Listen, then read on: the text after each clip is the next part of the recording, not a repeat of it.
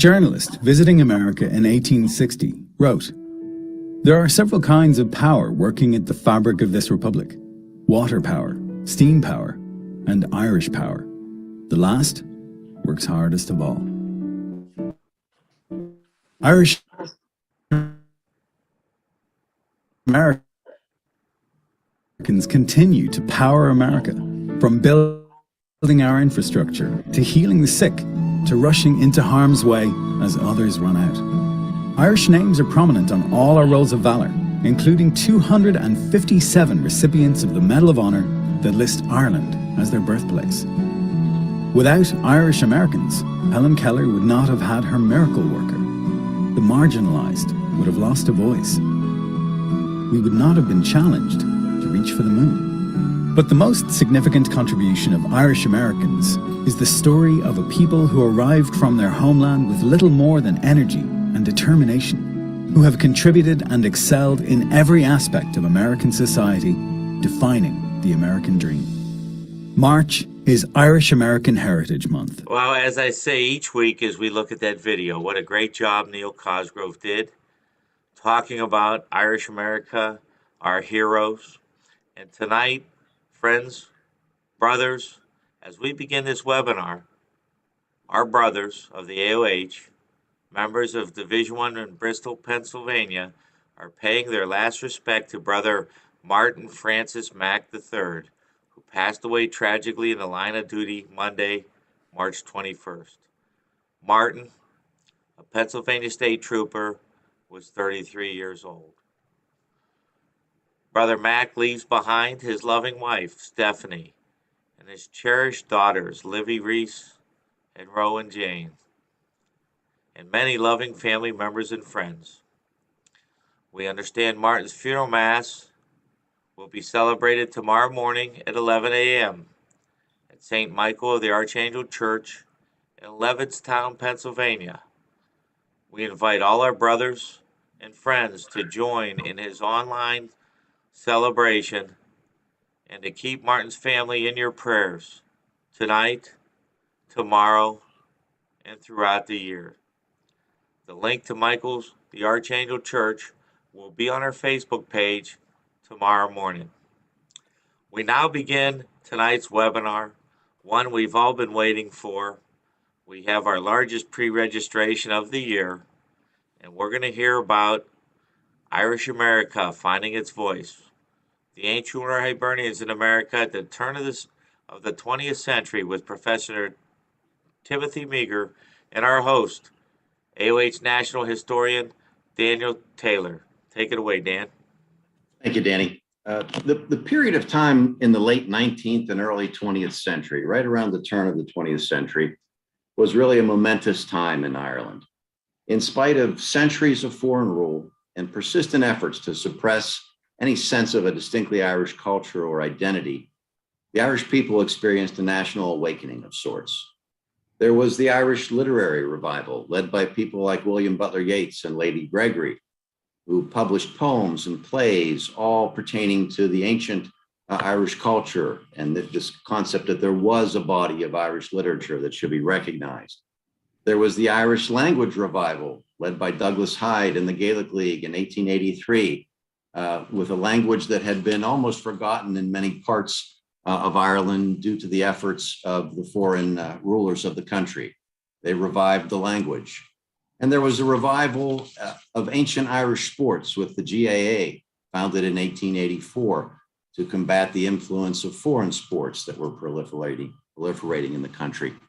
And at the same time, politically, John Redmond's Irish Constitutional Party seemed poised to achieve home rule in the British Parliament, while physical force Republicans of the Irish Republican Brotherhood and their American counterpart, the Clan na Gael, envisioned other means of achieving independence. And while all of this was happening in Ireland, Irish immigrants continued to pour into the United States in large numbers. And these new Americans and their children, while working to make their way in the American society, nonetheless maintained a keen interest in what was going on back in Ireland. And once here, these Irish immigrants put the Irish penchant for organizing to good use and created numerous Irish American organizations, But tonight, as Danny said, we want to focus on one particular organization, our very own organization, the Ancient Order of Hibernians in America. And although the AOH was founded here in the United States in 1836, our ranks began to swell dramatically as millions of Irish immigrants poured into the country. And tonight, our focus will be on the AOH as it came into its own, really, at the turn of the century as the voice of Irish America on both domestic issues here in the US and on issues back home in Ireland. And we're fortunate tonight to have with us a distinguished academician who is going to enlighten us on some of these issues. We have with us Professor Timothy J. Maher. And if I look at Professor Maher's CV, it's as long as my arm, full of many distinguished accomplishments and appointments, but I'll highlight for you some of the background that makes Professor Maher the perfect guest for us tonight. Professor Maher achieved a BA in history from Georgetown University, where he graduated Phi Beta Kappa. He then went on to get an MA in history at the University of Chicago and a PhD at Brown University. And after completing his formal education, Professor Maher embarked on an academic career that took him to several distinguished institutions. And I will highlight just a few of his appointments that pertain to his presentation tonight. In September of 1997, for example, Professor Maher took his place as director of the Irish Studies Center at the Catholic University of America. He also served for many years as the archivist and museum director of the Catholic University of America. In 2011, he became a senior Fulbright fellow at Dublin City University in Ireland. And in September of 2019, he served as the Mary Washington Ball Chair in American History and Fulbright Fellow at University College Dublin. Professor Maher's writings include books such as The Columbia Guide to Irish American History, Inventing Irish America, Generation, Class, and Ethnicity in a New England City. And he was co-editor with Professor Ronald Baer of the New York Irish and many, many other publications pertaining to Irish America. And so with that, I'm very pleased to give you Professor Timothy J. Maher to talk about the AOH at the turn of the century. Professor Maher? Okay, thank you very much, Dan, and Mr. O'Connell and everyone involved here. I'm honored to be a part of this webinar series. I'm very happy to be part of it, and also would like to commend the AOH for doing these webinars. They just look like a terrific lineup that you've had in the past couple of years of Irish and Irish American history. So thank you very much. And it may be fitting that the last one for this this year's series should be about the Ancient Order of Hibernians itself.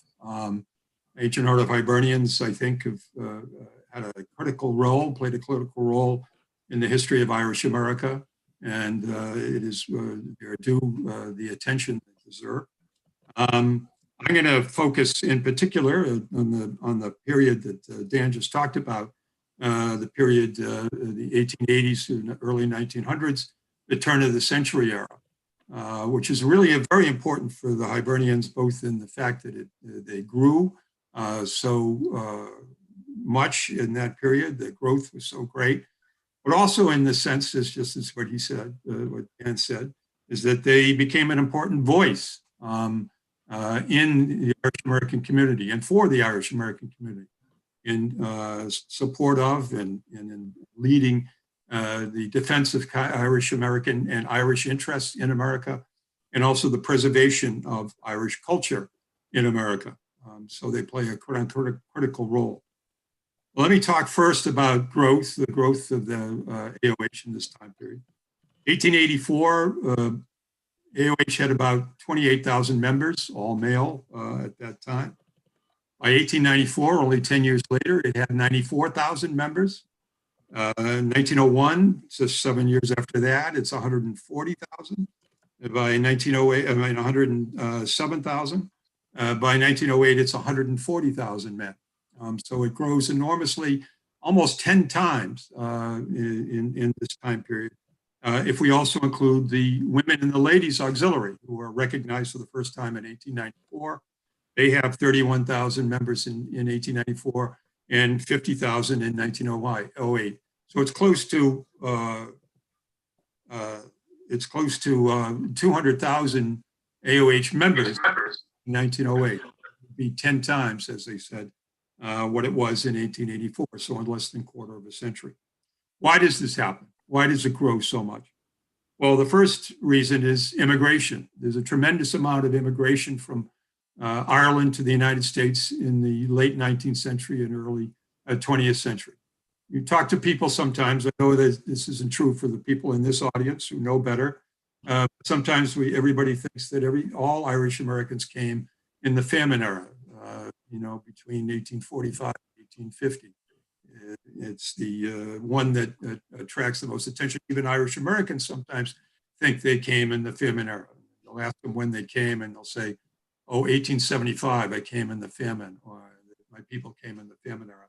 Or they'll say 1832. So there's a kind of focus on that famine era. But there is, as we know, there are tens of thousands of Irish people who emigrate to the United States before the famine, and even more who emigrate afterwards. 1.7 million Irish people emigrate to the United States between 1880 and the 1920s. 650,000 emigrate in the 1880s alone. Over 300,000 in the 1890s, and another over 300,000 in the early 1900s. So that's a lot of people coming to the United States. The numbers are there of immigrants, but it's not just the numbers of immigrants that's so important for the growth of the AOH. It's also the background of these people, their experience in Ireland. Many of them came from the west of Ireland. They had been involved in the Land League, the Land War of the early 1880s, later in the Planet Campaign in the late 1880s, the fight then for Irish tenant farmers, Irish people to be able to get their land back from the landlords, also to fight for a home rule in Ireland. So they were used to that, they had experience in that.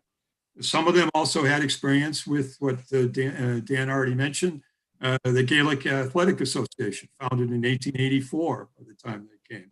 If you read local Irish newspapers, sometimes Irish American newspapers at this point, they'll talk about sports and they'll say these players who just recently came from Ireland, who had experience in Ireland in hurling or in football. They also had experience in the Gaelic League, which was founded in 1893. Some of them had that experience as well. So they come to the United States used to being an organization, ready to be active when they come, and they come in these great numbers. If we look at how where the AOH grows in the period we're talking about, the turn of the century era, it's largely in those areas where most of the new immigrants land, the eastern part of this country, New England, Massachusetts, or middle Atlantic states like Pennsylvania, which has such a big growth in its AOH membership, which are also places which had attracted lots of immigrants. And those immigrants included women as well as men. In fact, probably more women than men during this time period. But it's not just the immigration of so many new people from Ireland.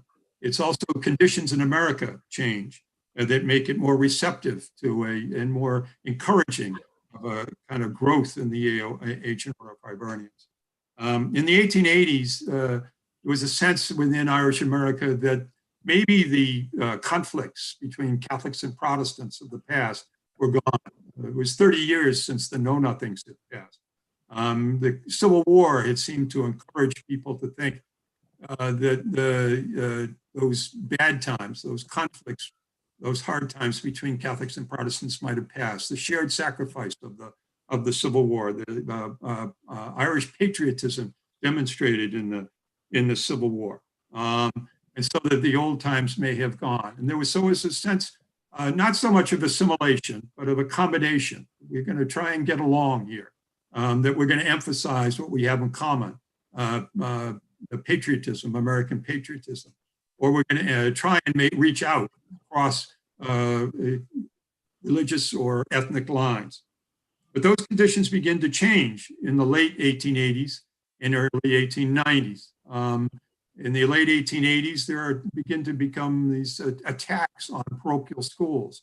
Parochial schools seem somehow not as American as public schools. And there is people who are in some legislatures in the Midwest and other city councils in the East start arguing that parochial schools need to be investigated, need to be regulated. And so there's the attacks on parochial schools. There's also the emergence of an organization called the American Protective Association, a new know-nothingism, as Irish Americans will say. It's committed to attacks on the Catholic Church. The Catholic Church, Irish Catholics in particular, are a danger to the country. That's founded in 1887. It's pretty small initially. It's founded in Iowa, grows in the Midwest, but by the 1890s, 1893, 1894, it's grown to as perhaps as many as 2,000 people, 2,000 members. And it's very powerful. And it's attracted a lot of the attention from Irish Americans. They are now aware of the kind of hostility or other trends that are contributing to the kind of tension, religious and ethnic tension at the period as well. Immigration from Britain increases in the 1880s and from British Canada. British Canada was the home of a huge Orange Order. Orange Order was very popular in Canada. And some of those people were essential, important in founding the American Protective Association. But it's not just the return of the prejudice here. It's also the way the AOH responded to that that prejudice, how it attacked that prejudice. The AOH becomes one of the most powerful voices in the Catholic community opposing the prejudice of the APA. APA members and leaders call for a congressional investigation of the APA. The APA leaders say it's necessary for us, it's important for manly men, quote unquote, to oppose such prejudice, to stand up for their own rights. It's important for them to be seen not slinking away or avoiding this kind of conflict, but confronting it directly. But it's not just men or manly men, it's womanly women as well who also participate in this. The Irish Ladies Auxiliary, the AOH's Lady Auxiliary, as I said, gains recognition in 1894. And in part, their interest in such recognition comes from this new prejudice. They want to combat this prejudice. They want to stand, quote, shoulder to shoulder with the men, unquote, in fighting this kind of prejudice of the APA. And one reason for that is that a lot of Irish American women, second generation women, are school teachers in American public schools. In fact, it's kind of remarkable. About 10% of the Irish American second generation women are school teachers in public schools, an enormous number. Where I come from in Worcester, Massachusetts, by the early 1910s, they would be half of all the public school teachers in Worcester. And so they have made a real progress in finding good jobs as teachers. But the APA has singled out or targeted those women, has singled out and targeted Catholic women and Irish American women, and wants to discriminate against those women. In my hometown of Worcester, they would say these people who have names that are not American, quote unquote, should not be teaching in our public schools. We need Americans teaching in our public schools. And so women become very important in the kind of fight against the APA. In addition to kind of condemning them, calling for congressional investigations, the AOH also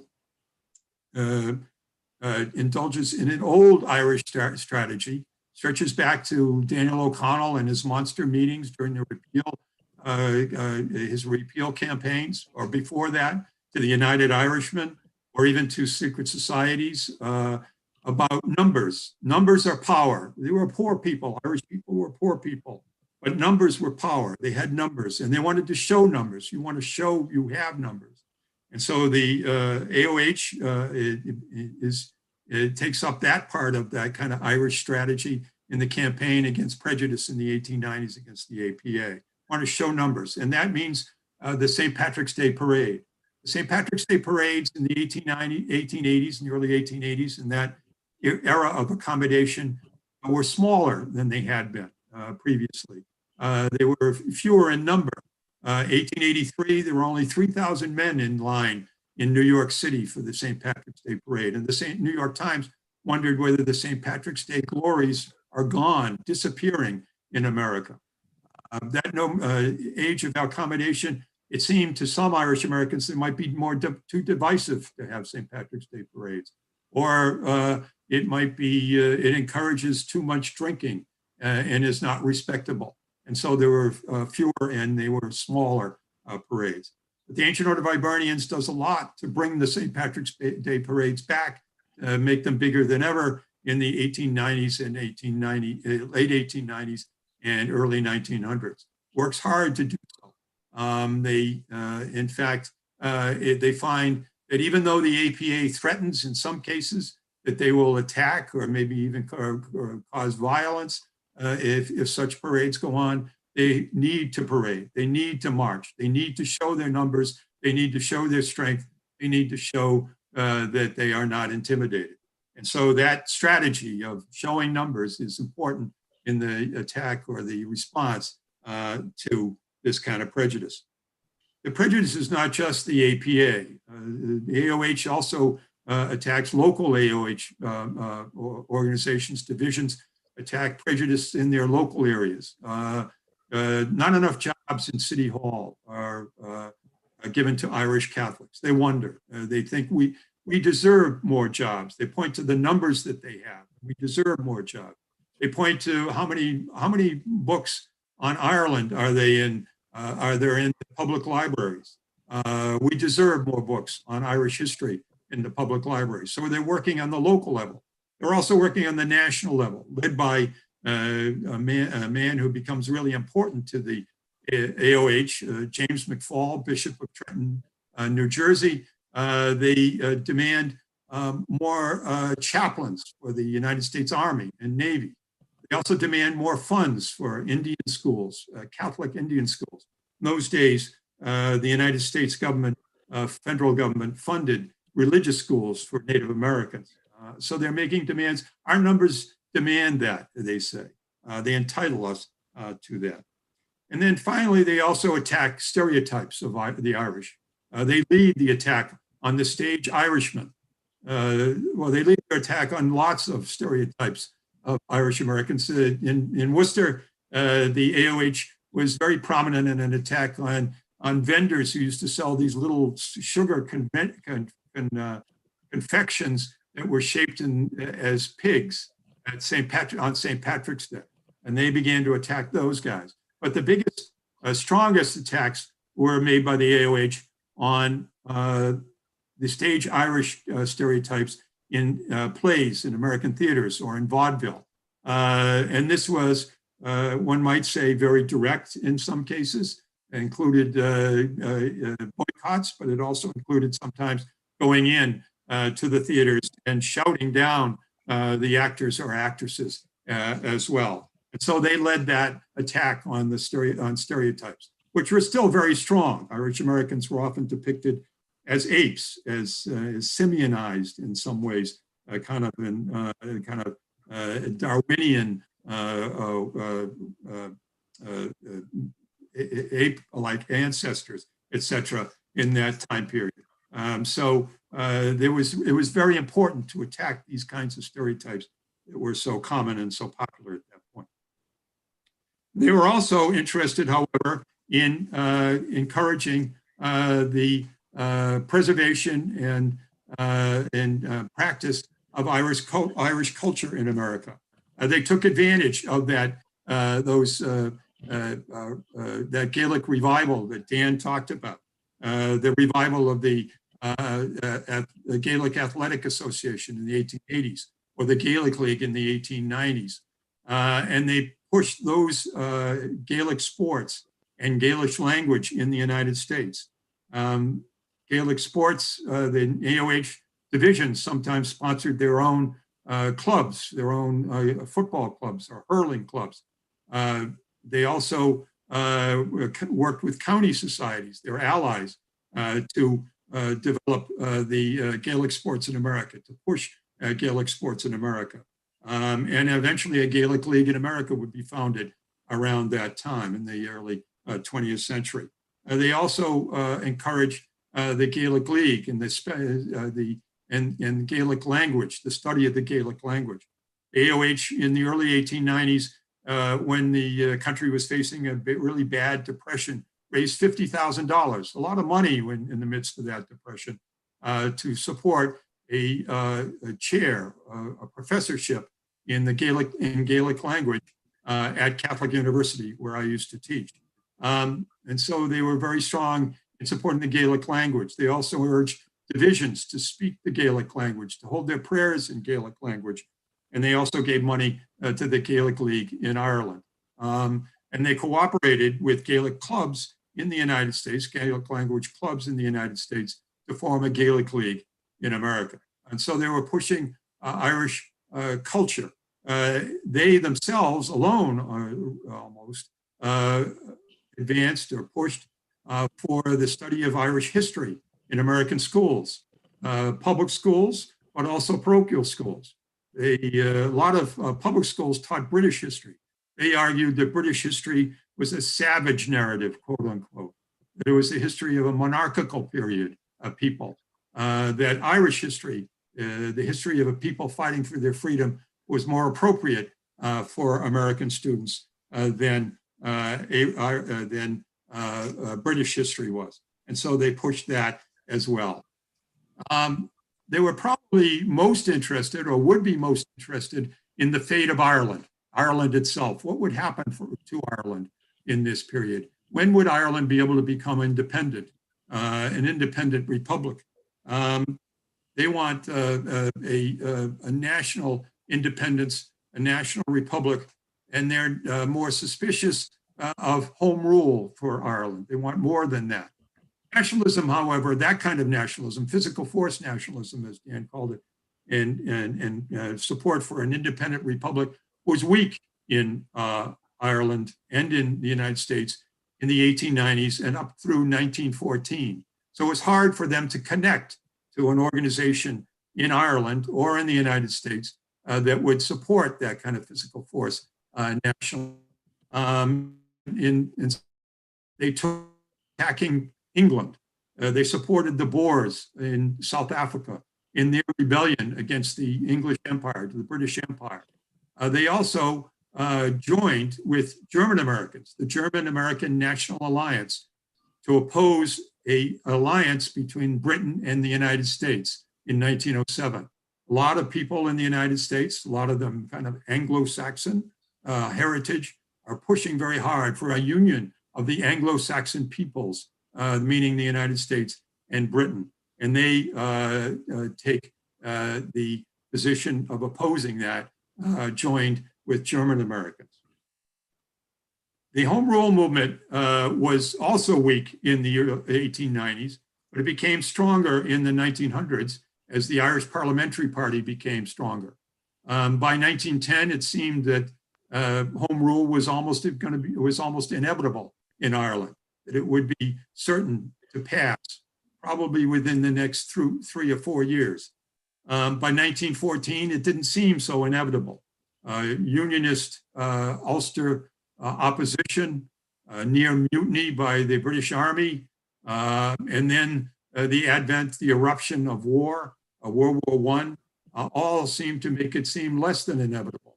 The English government postponed it in 1914, even though it was supposed to be implemented in that year.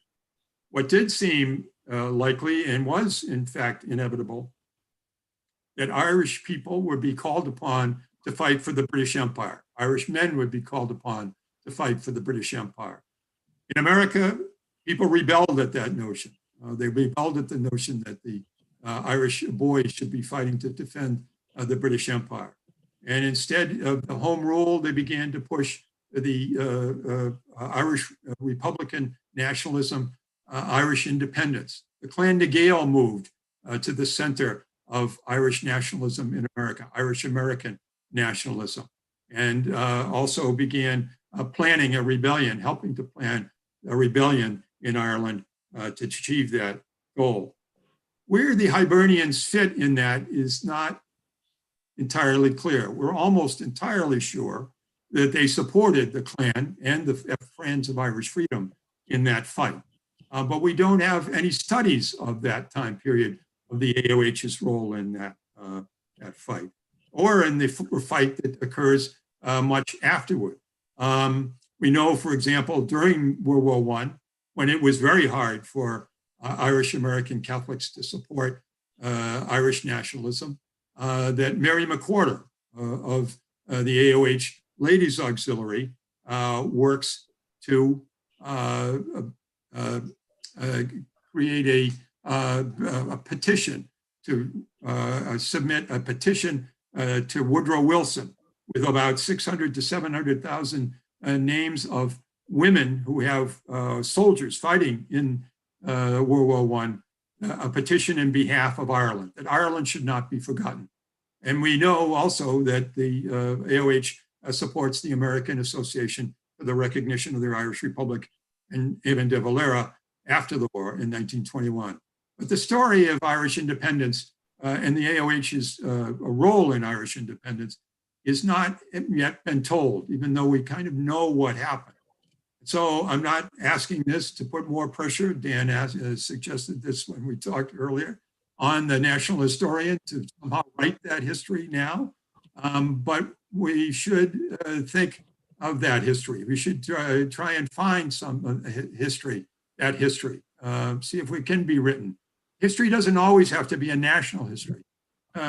Regular folks, members of divisions, look into the history of their divisions or in their towns or places where their states or counties, and find out what happened there.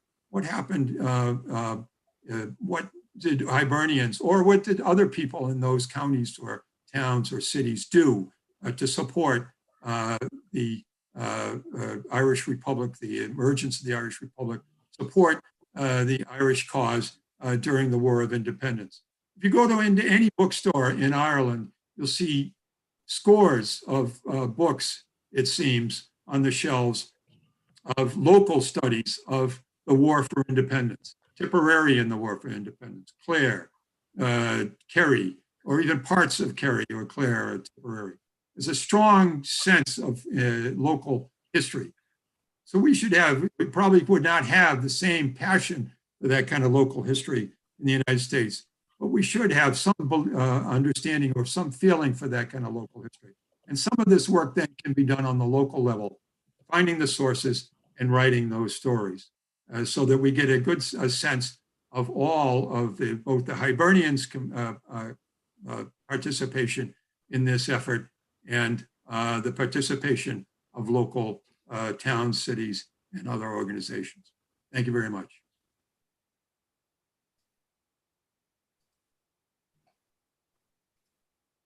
Thank you, Professor Maher. That was very interesting. And I would say, I think it speaks to the strength of our order that, it's one thing for an organization to tout its own history. We've been brave enough to date to invite in an outstanding external academician to cast a light on our history and where we've been. And I like the call to young historians that you've given. There may be a budding young Professor Maher out there just embarking on an academic career.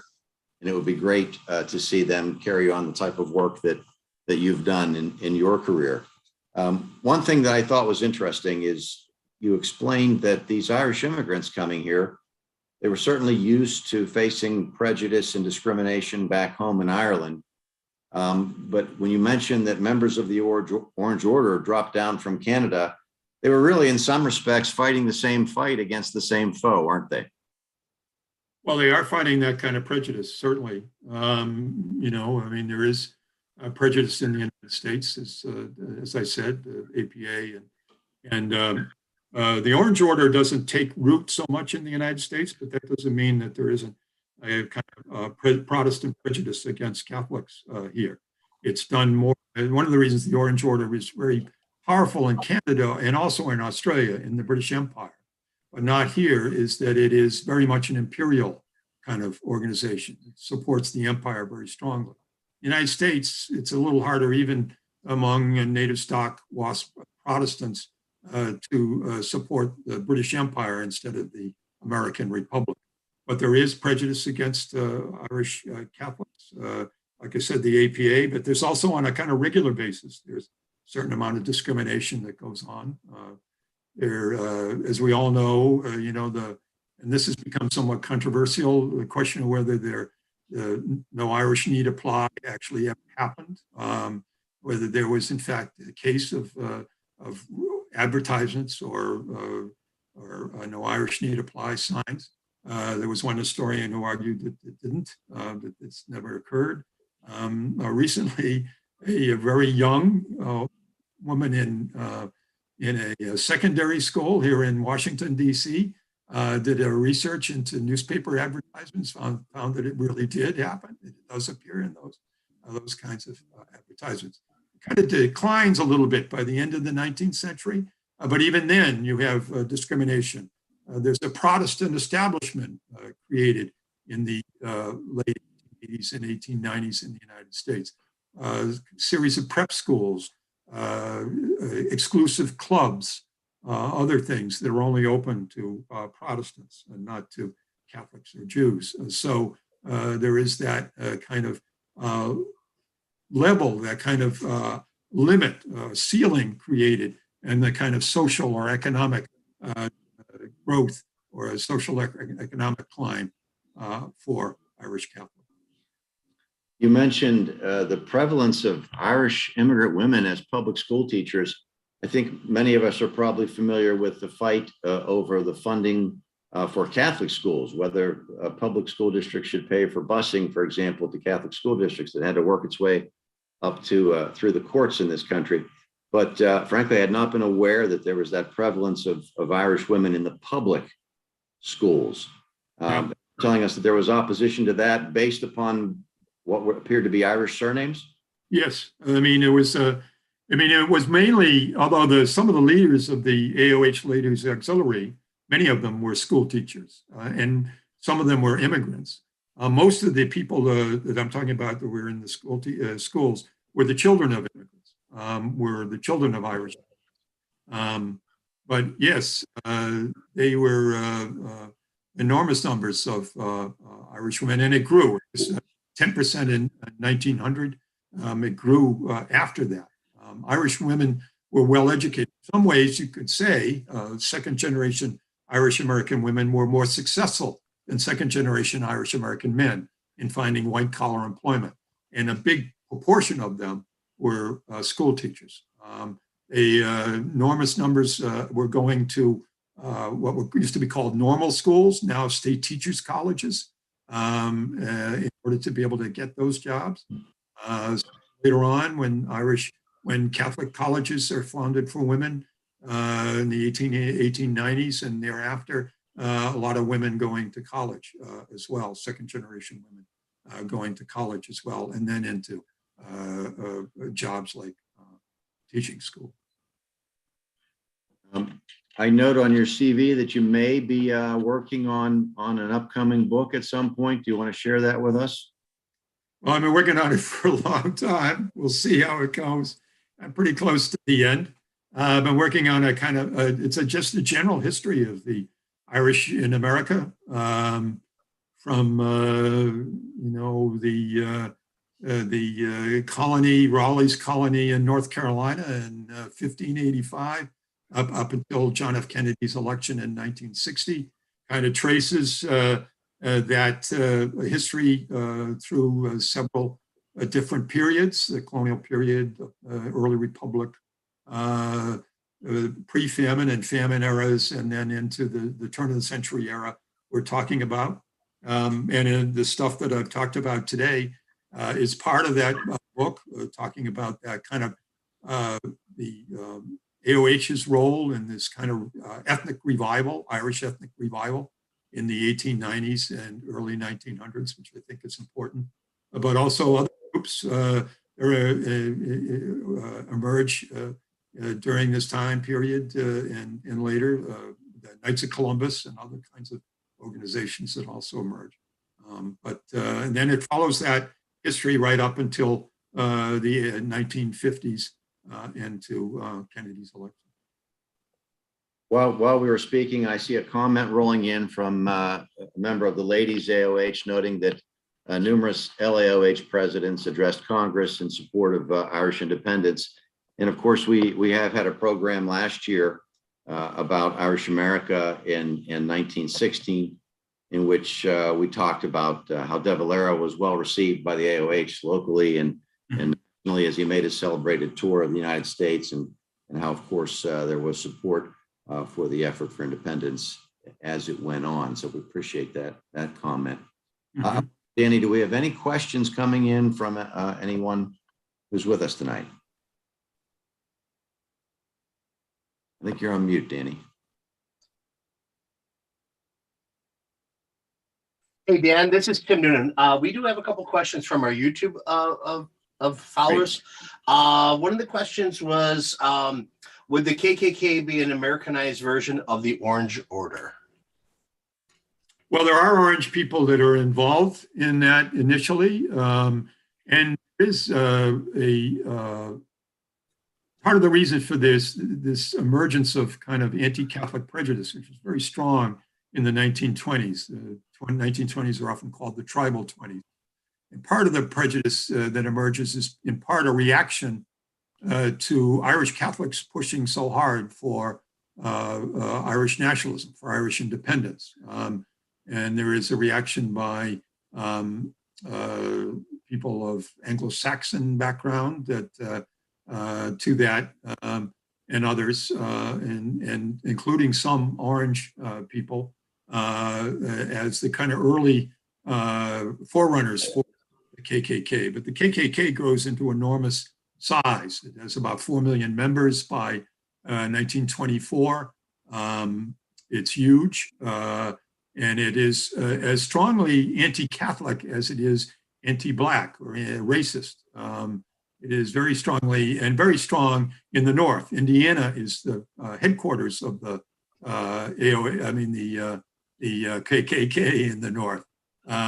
Indiana, Oregon, other kinds of places try to eliminate parochial schools. Oregon actually passes an amendment to its constitution to get rid of parochial schools. So there is a kind of very opposition against the Catholic Church and against Catholic. You know, that leads us on to the second question that we had. Was there an upsurge of Irish discrimination with the candidacy of the Irish Catholic New York Governor Al Smith in 1928? Oh yeah, just tremendous. It really is a battle. It really is a battle over religion. I mean, Smith is dismissed in part because he's a Tammany Hall. He's from a political machine in New York, and also for other reasons he supports. He's opposed to prohibition. He supports the end of prohibition. But I think it really is a religious fight, a religious war. And the Catholic turnout for Smith is enormous. And there are places in, say, for example, in Philadelphia, and you may know in Pittsburgh, Dan, as well, where Irish American Catholics have become used to voting for Republicans. Republican Party was the powerful party in much of Pennsylvania, Philadelphia, even with a big, huge Irish Catholic population, and also Pittsburgh. But in that election, 1928, Irish American Catholics, even in those places, turn out for Al Smith. And then in other places, like where I come from in Massachusetts votes for Smith. It goes for Smith. It's the first time that the Democrat had won in a heads-up. Woodrow Wilson had won in a kind of three-way contest in 1912, but the first time Massachusetts had voted for a Democrat since the 1850s. First time Rhode Island had voted for a Democrat since the 1850s, and it because of the heavy Irish Catholic turnout in places in Boston and in Worcester, they said that some precincts, Irish and Italian American precincts, all of the voters had turned out on the roll, had turned out by noontime. The strength was so strong. And in Worcester, again, as an example, there was a major fight, a riot the day before the election, when there was a Hoover parade in downtown Worcester that decided to march into the Italian section of town, where the Italian and Irish were waiting for them. And so about 30,000 people were engaged in a riot the day before the election between Hoover and Smith. Very good. There's a couple more questions if you have time. How did the Irish immigration experience differ from that of other Roman Catholic immigrants from Europe? Oh, probably big question. Well, they come early. There are Irish Protestants who come. They tend to come earlier than Irish Catholics, although they tend to still come after that. The Irish Catholic migration, it begins to really pick up. There are Irish Catholics involved, as you know, in America before the revolution and certainly after it. But the Irish Catholic migration begins after. I mean, one of the distinguishing characteristics, perhaps, is the importance role they play in politics.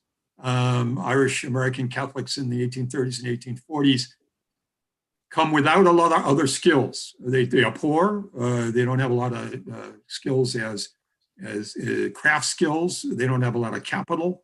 German Catholics will have more capital, will tend to go more likely to go to the farming areas or have skills when they land in cities. They have crafts that they can practice. Irish Americans, Catholics have fewer skills. What they do know about is politics. They learned that from Daniel O'Connell, the O'Connell campaigns for repeal and for emancipation. If you read some of the O'Connell literature on those campaigns, O'Connell's movement sounds like Tammany Hall, the way they organize those elections. And so Irish Americans, even then in the 1830s, Irish immigrants in the 1830s and 1840s are kind of savvy about politics. There's a new dissertation by a young man from Northern Illinois University about canal workers who come to the United States in the 1830s. And he talks about how savvy these guys were in politics. They understood what was going on. They knew how to mobilize and organize and how to bargain with politicians for the worth of their vote. So politics is one distinction. I think that's probably one of the more important ones. They're committed to the church. They will become very powerful. In some ways, that what they will do is they will emerge as the leaders of a kind of Catholic coalition that emerges in the late 19th and early 20th century, a kind of pan-Catholic, pan-ethnic Catholic coalition. I call it militant American Catholicism. And they emerge as leaders, both political leaders and also as Catholic leaders of the Catholic Church in that coalition. Thank you. Actually, there is a cemetery and a church near the Cal Sag. It's St. James's Sag, where a lot of Irish are buried, which we're referring to with the digging of the canal. In 1904, the World's Fair featured an Irish village as well as had an AOH convention at the World's Fair. In addition to the Olympics in St. Louis in 1904, featured a hurling match, I see, which is part of the Irish nationalism. Now, I guess you could speak to that in regards to the Irish and the Celtic revival movement. Well, I think the hurling certainly was, the kind of hurling match that it reflects the kind of what I was talking about in terms of that kind of Irish revival, cultural revival going on in the United States during that time among Irish Americans, and which had also been going on in Ireland, but this is also bringing it to the United States and making it prominent in the United States. The creation of the Irish village, I know less about, what is done there. I know a little bit about it. I know people are brought over from the United States to be part of that Irish village in the St. Louis Fair. I think they also had one in Chicago's World's Fair as well. Mm-hmm. Mm-hmm. Now, in regards to this, might be off a little bit, maybe off topic, I guess, but it's with Andrew Jackson's relationship with Irish Catholics and Irish immigration. Can you speak on that? Well, Andrew Jackson was a big favorite of Irish Catholics. He was a favorite. He was at that point. Irish Catholics and Irish Protestants had a lot in common, or they had some things in common. They had actually let me back up. Going back to the 1790s and early 1800s, Irish Catholics and Irish Protestants were kind of joined together in a kind of definition of what Irish meant. It meant both of them. It meant mainly Irish Republicans, small r, meaning or Democratic Republicans. It was kind of a political identity. And so there were a lot of clubs that included both Irish Catholics and Irish Protestants. And Irish Catholics and Irish Protestants were both part of the Democratic Republican Party. That persists and endures up and through Jackson, who is, as a Democrat, Irish Democrat, who appeals to both Irish Catholics and makes appeals to Irish Catholics and to Irish Protestants. But at that point, it will begin to fray. It will begin to break open because there's emergence of more kind of prejudicial organizations among Protestants. There's more anti-Catholic behavior among Protestants in the emergence of, even before the Know Nothings, in cities like Philadelphia. There's a riot against Catholics in Philadelphia in 1844. In 1844, mayors of both Boston and New York will be elected, who are both anti-Catholic nativist mayors. So there's the gradual emergence of a kind of a division between Catholics and Protestants. And so Catholics and Protestants will eventually kind of move away from an Irish identity for the most part. And Catholics, Irish American will begin to mean Catholic in America, beginning in the 1840s and especially after the famine migration. There'll still be Protestants who are involved in nationalism right up through in the United States, Irish Protestants right up through the 1910s and 1920s, but it'll become more of a Catholic kind of phenomenon. But Jackson is certainly very popular among both Irish Catholic immigrants and Irish Protestants. We have a question from one of our panelists, Martin Galvin. He's part of he leads the Freedom for All Ireland group. So Martin, do you have a question? You're muted, by the way, Martin.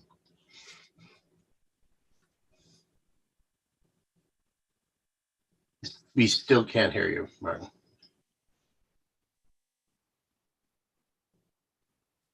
Cable loose, Martin. I think if Martin gets his technology together, or if you would like to ask a question in the chat, we'll get that squared away. Another question is, why were Irish Catholic immigrants and their descendants more included to support the Democratic Party instead of the Whig or Republican parties in the early 19th century, early 19th and 20th century? Because the Whig and Republican parties had their party, what you might call political base, a kind of term that's used a lot these days about what's the base. The political base was heavily evangelical Protestant. It kind of developed out of the Second Great Awakening, and it tended to be suspicious of Irish Catholics. The evangelical, the Whigs were very strongly kind of evangelical Protestant, and so also were the Republicans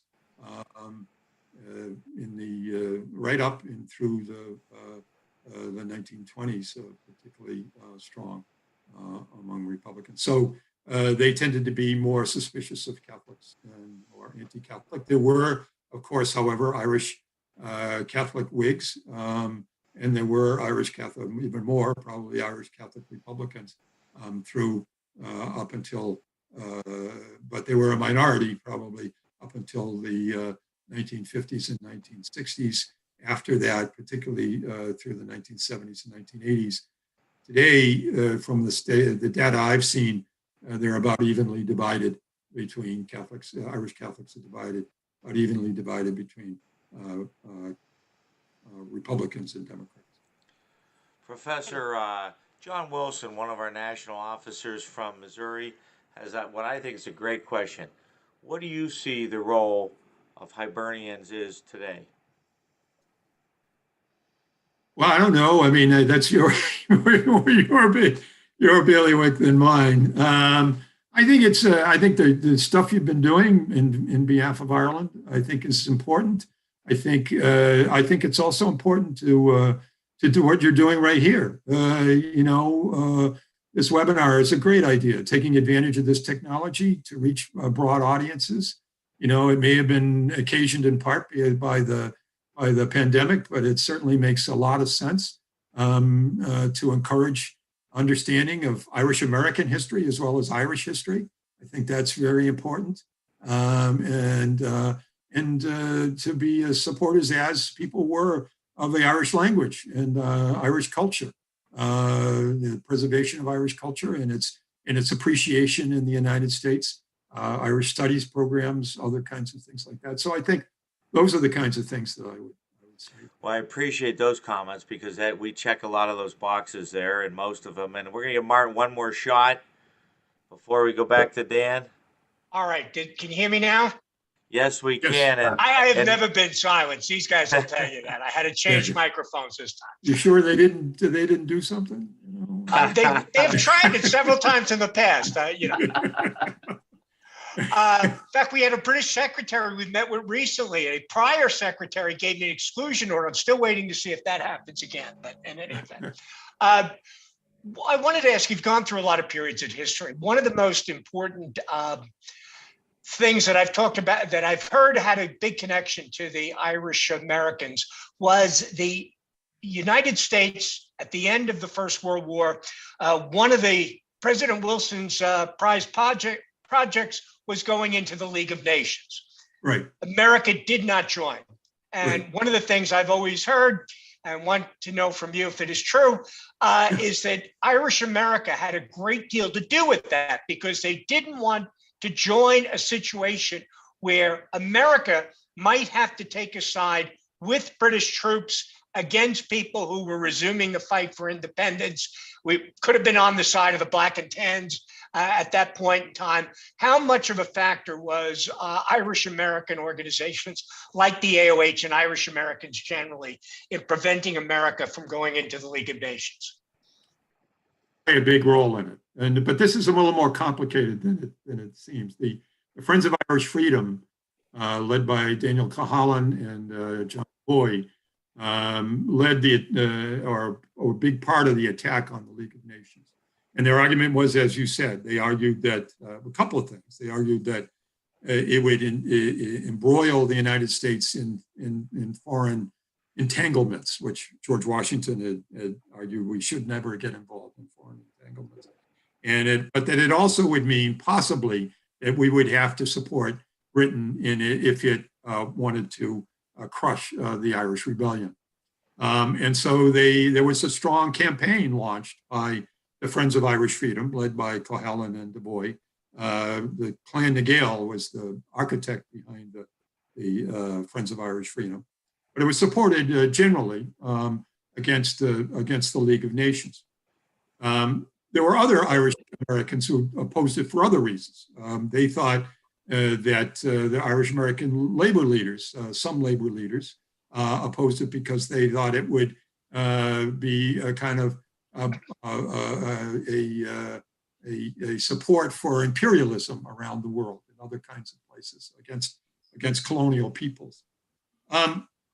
It's complicated because the United States would not join. The League of Nations happened, but Ireland did and became an important player in the League of Nations. And De Valera and his supporters in the United States were not so sure that the League of Nations was the big issue. They had a kind of conflict which eventually broke the nationalist movement apart in the United States with Cahalan and Du Bois. They were willing to go along on the opposition to the League of Nations, but they were worried that Friends of Irish Freedom is spending too much money on the attack on the League of Nations instead of sending that money to Ireland to arm the Irish Republican Army in its fight during the war for independence. And there's also, so there's a good question whether the League of Nations, the Irish Americans who oppose the League of Nations, I think mainly opposed it because they thought there was nothing in what Wilson said and what everybody else said about the League of Nations that said that Ireland's case or Ireland's cause would be respected by the League of Nations, that would help the Irish cause for independence. Cohalan and Du Bois went beyond that and said that it would lead to the United States being dragged into crushing that cause in Ireland. That's less clear, but that's the case that they made. Does that help you at all? It does, and I also neglected to thank you, Professor Maher, and Dan, and everybody for putting this program on. Thank you very much. And being patient with me, getting me back on with a good, a working microphone. Thank you, Martin. And Professor, we're going to move to the closing comments here. But before we do, I want to thank Tim Noonan, who has been our IT specialist today. Chris Cook came on and started us off with the video. And now he's playing the bagpipes in a pub somewhere down in North Carolina. And I'm sure having a great time. Martin will be leading a fact-finding mission of about 50 Hibernians, men and women, to Ireland next month, and continuing our work towards the United Ireland and justice issues. So we've got a lot of things in the fire. We'll turn it back over to you, Dan, and then the professor for your closing comments. And as they wrap up, Tim's going to give us another look at that video. And last, brothers, please remember, tomorrow, check our Facebook page in the morning at 11 a.m. We will have the funeral service live on Facebook through St. Michael, the Archangel Church, for our brother, Martin. Brother Mac leaves a lot of friends, a lot of family, and tragically killed in the line of duty as a Pennsylvania State Trooper. So, Dan, back to you for closing comments. Thank you, Danny. And Professor, as you were speaking today, I was thinking how much things remain the same. Many things change over 100 years, but some things remain the same. You know, we haven't seen any sugar pigs around St. Patrick's Day lately. You see low-end retailers with T-shirts and things that lampoon Irish culture. And for the viewer who asked, what's the role of the AOH today? We still work to put things like that in their proper place and to eliminate items and things that lampoon and ridicule the Irish people and our culture. As Danny said, we're still very active as the voice of Irish America on issues that affect Irish Americans here at home and on issues back in Ireland. So your presentation today has been just a wonderful look back at what our order was doing 100 or so years ago along some of these same lines. And we really appreciate you taking the time to be here. We appreciate your lifetime of scholarship on Irish America. And thank you very much for joining us tonight, Professor. Well, thank you very much for having me. I'm very happy and honored to have been able to make this presentation. So thank you very much. Well, thank you all. And Tim will move to the closing video. A journalist visiting America in 1860 wrote, "There are several kinds of power working at the fabric of this republic: water power, steam power, and Irish power. The last works hardest of all.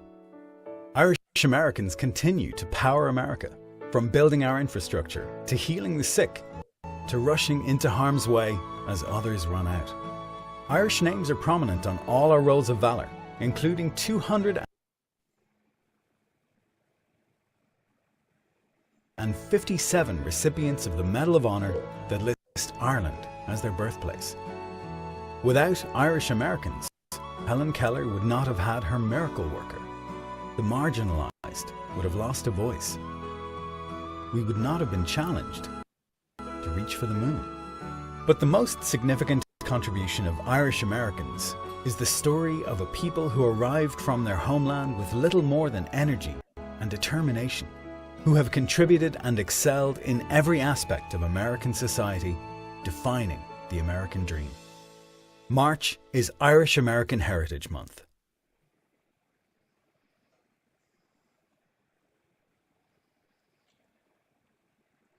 We remind everyone to visit our YouTube page, and you can see all of our Irish American Heritage Month programs.